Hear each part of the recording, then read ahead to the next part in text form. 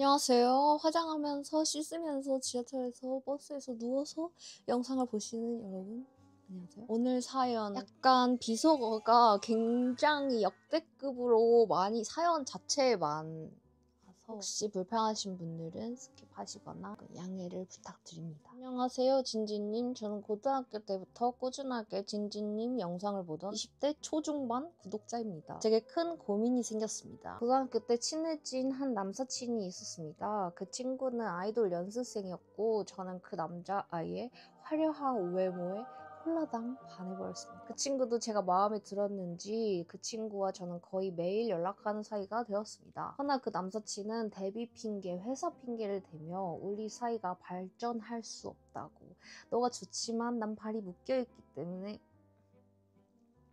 계속 이렇게 연락만 하고 지내자라고 했었습니다. 저는 이미 사랑에 빠진 상태라 승낙을 했고 전 그 친구만 바라보고 있었어요. 시간이 흘러 그 친구는 데뷔를 했고 역시나 연락은 뜸해졌고 저도 뭐 그러세요 하고 살다가 대학교 입학을 했습니다. 재학 중 가끔 근황을 묻는 연락이 오면 답하는 정도의 연락을 주고받았었습니다. 이야기는 지금부터 시작입니다. 어느 날 갑자기 그 친구가 한번 보자고 연락을 해서 저도 마침 남친이랑 헤어졌고 오랜만에 궁금하기도 해서 바로 약속 장소로 나갔습니다. 오랜만에 보니까 반갑고 신났고 얼굴도 잘생겨서 두 배로 신났고, 술 마시다가 영업시간이 끝나가서 그 친구는 자기 집으로 가서 한 잔 더 하자고 했고 저는 콜당 오 했습니다. 네, 잤습니다. 저도 알고 간 거고요. 그리고 그 친구도 이제 짬이 찼으니 자유롭게 연애할 수 있을 거라 생각했습니다. 그래서 이제 뭔가 관계가 좀 명확하게 정리가 되려나 하고 갔습니다. 또 한 가지, 그 친구가 술 마시면서 자기는 엄청나고 뭐가 정말 스킬이 대단하고 많은 여자들이 다 만족을 했다라는 말을 해서 저는 많은 기대를 했습니다. 하지만 이건 가게 사장님이 본인 메뉴를 어필한 거지 사실 가장 중요한 건 손님들의 리뷰라는 점을 저는 간과했습니다. 여기서부터 이제 조금 격해지는데요. 시청에 주의해주세요. 스킬은 기대 10 이하로 너무 황당했답니다. 많은 여자들이 정말 많은 노력과 연기를 했구나 느꼈고 저도 그 순간엔 눈물의 연기를 했었습니다. 걸어치고. 하지만 다음날 그 친구가 저를 집에 데려다주고 나서는 연락이 없었습니다. 그래도 내가 가오가 있지 하고 참다가 이틀 뒤 전화를 하고 카톡을 했는데 가오 이제 없는 것 같아. 카톡을 했는데 읽지도 않고 전화도 안 받고 저는 이게 너무 충격받았답니다. 이게 뭐? 전 원나잇도 안 해봐서 이게 원나잇인 걸 몰랐고 그냥 요즘 유행인 선색 후사 할라나? 하고 너무 나이브하게 생각했던 겁니다. 어이가 개털렸습니다. 허위 매물도 이런 개씨가 허위 매물은 처음 봐서 너무 당황, 충격. 저는 그냥 병신 새끼처럼 그냥 한번 자자를 나를 향한 호감이고 그 친구가 나를 좋아하는 거라고 오해를 한 거라니.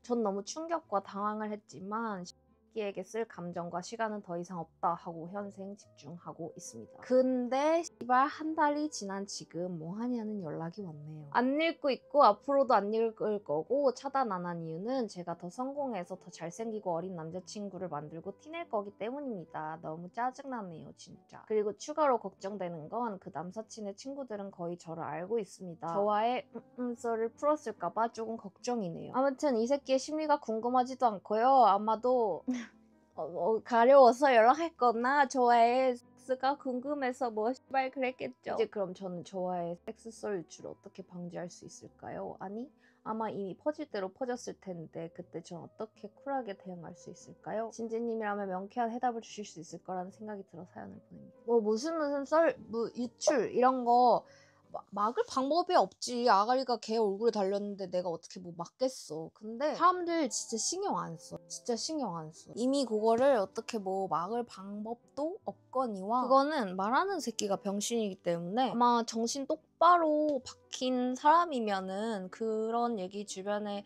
친구가 하더라도 그냥 한 귀로 듣고 한 귀로 흘리고, 저는 저한테 좀 제가 봤을 때 왜 저러나 싶은 애가 있으면 아무리 화나는 일이 있어도 솔직히 뭐 어쩌겠어, 때리겠어, 뭐 어쩌겠어, 그냥 그렇게 영원히 살도록 자기가 뭘 잘못하고 있는지 모르도록 그냥 냅둬요.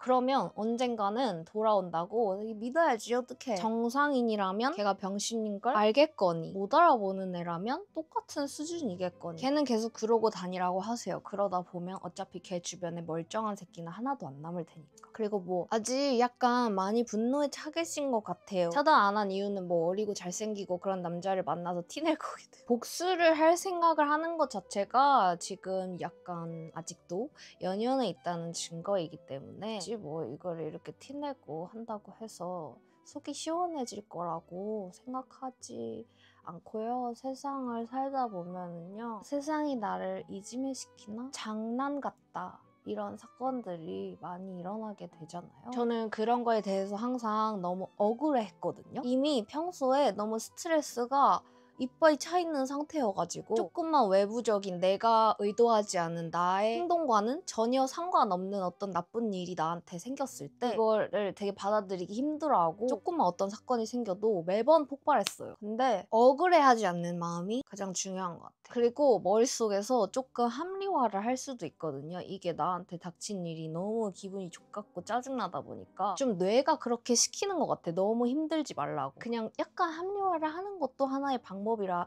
생각해요. 이렇게 합리화해서 남한테 뭔가 피해를 주는 일이 아닌 이상 내 머릿속이 조금 더 편안해질 수 있도록 차라리 그냥 이미 일어난 일이고 억울해하면 내 인생에서 힘든 시간만 늘어나는 거기 때문에 노력해요. 그러다가도 울컥울컥 짜증이 날 때가 있는데 만약에 내가 마음가짐을 이렇게 생각을 안 한다면 계속 그거에 잠식되어 있었을 거 아니에요. 근데 최대한 그래도 억울하지 않으려고 노력하면은 내 인생에서 불행하고 억울한 시간이 그래도 그만큼 줄어드는 거니까 그거에 의미를 두고 다음번에는 이런 씹새끼로부터 자기 자신을 보호할 수 있는, 먼저 씹새끼를 알아보고 좀 피할 수 있는 능력치를 길렀다. 족같지만 어쩌겠어요. 너무 짜증나네. 다음 사연 읽어보도록 하겠습니다. 저는 20살 좀 지났을 때부터 7년 넘게 만난 남친이 있었어요.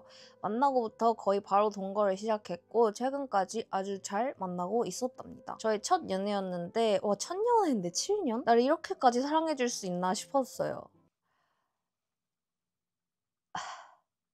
근데 이거 아가야. 근데 이거 모른다? 물론 내가 모르지만 이거는 한번 들어봐 주세요. 이건 내 얘기를 좀 들어봐. 천년애라 하셨잖아요. 7년 뭐 5년 몇 년 상관없어. 천년애라 하셨잖아요. 이렇게까지 나를 사랑해줄 수 있나? 이게 비유가 적절할지 모르겠지만 내가 태어나서 처음으로 어떤 소설을 한 권 읽었어. 근데 와, 이렇게까지 재밌을 수 있나? 근데 난 그 소설 한 권밖에 안 읽어봤잖아. 모르는 거야. 그러니까 많은 경험을 해보고 어떤 사람과 관계를 맺을 그게 이렇게까지 큰 마음, 큰 사랑 이렇게 느끼면 그거는 어느 정도 몇 번의 경험에 걸쳐서 정말 큰 사랑이다라고 말할 수 있을지도 몰라. 그렇다고 내가 이거를 사연자님이 7년 동안, 저도 7년 동안 연애해 본 적 없어서 모르지만은 이걸 폄하하고 싶은 게 아니라 들어보시라 이거지. 저희 참 나를 이렇게 사랑해 줄 수 있나 싶었어요. 그러다 몇 달 전 애인이 바람을 폈어요. 심지어 20살이랑. 처음에 그 20살짜리가 좋아한다고 쫓아다닌 건 알았는데 그냥 귀엽기도 하고 뭐 얼마나 진지한 마음이겠나 싶고, 무엇보다 남친이 저랑도 나이 차이가 좀 있어서 남친이랑 그 친구랑은 나이 차이가 10살 이상이거든요. 그럼 20살이면 남친과 30 초반이라는 건가? 너무 상식적이지 않은 관계라고 생각해서 남친이 알아서 잘 하겠거니 진지하게 생각하지 않았는데 결국 바람을 피더라고요. 그러면 이제 사연자분은 20살 좀 지났을 때 7년 만났다 했으니까 20대 후반이신 거고 남자친구가 뭐 30대 초반 정도 되겠고 바람을 핀 여자는 20살이다. 남친은 처음에 실수였다고 미안하다고 빌었는데 정리한다는 명분으로 몰래 그 친구를 만나는 일이 잦아졌고 그때마다 매번 싸웠지만 결국 더 좋아하는 제가 매번 졌어요. 나중에는 자기도 그 친구를 좋아하는 것 같다고 힘들다고 하더라고요. 이 얘기를 여자친구한테 결국 헤어지기로 했고 제가 집을 구해서 나온 상태입니다. 그런데 제 생각보다 이별이라는 게 너무 힘들어요. 처음 하는 이별이라 그런지 그냥 제가 나약한 건지 절대 아니에요.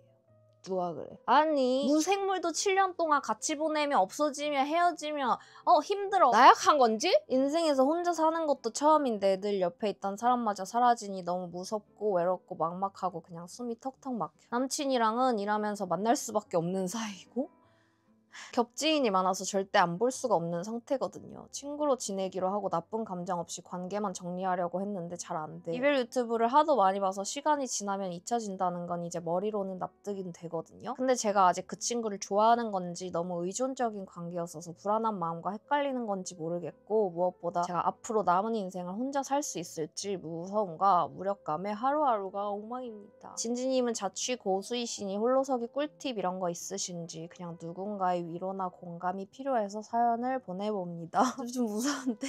제가 남친한테 진지님 영상 추천해서 남친도 진지님 구독하고 있거든요. 보고 있을지도 모르는 그 친구에게 쌍욕도 부탁드려요. 물론 씹새끼긴 한데 약간 면전에 대고 하려니까 조금...